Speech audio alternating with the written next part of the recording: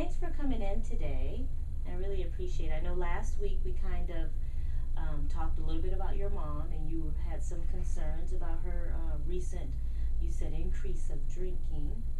Um, but what we kind of didn't talk about is really how it was affecting you, and today I want you to kind of put some feelings to the words you were kind of expressing. You were telling me that you were,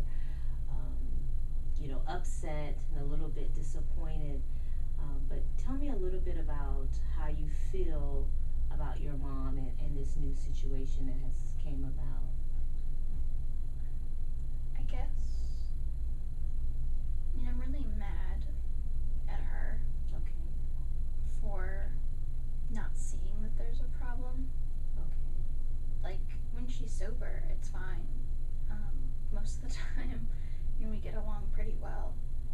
But then when she starts drinking, there's so many issues, and she gets so mad. And it hurts my feelings. She says things that are just mean.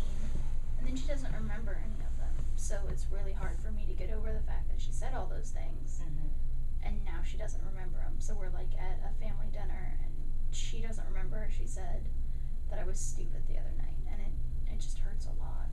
Okay.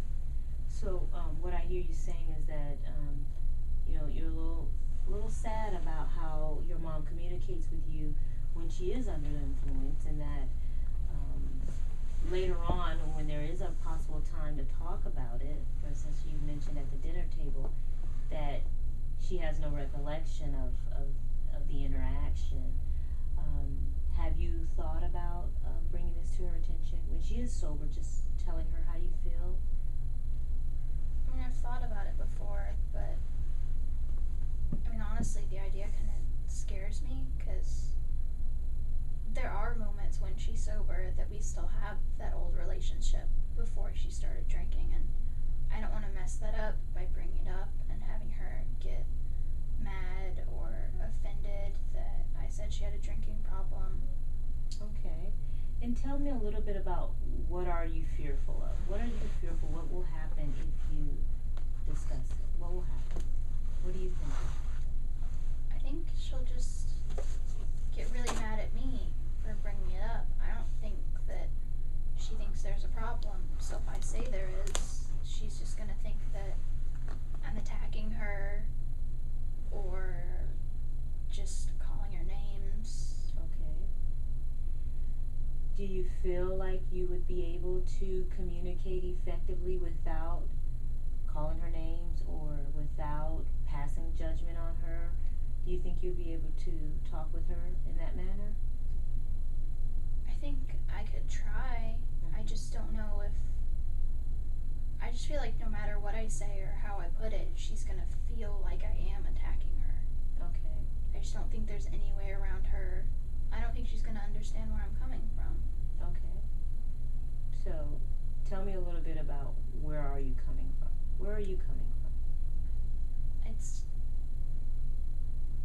I'm worried about our relationship, but I'm also worried about my little brother who's gonna be in the house for 5 more years or so.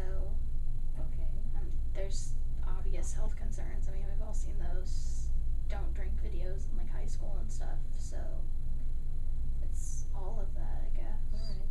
So you're concerned about just maintaining that relationship with your mom, and maybe even maintaining some harmonious atmosphere within the home after you leave, especially for your brother.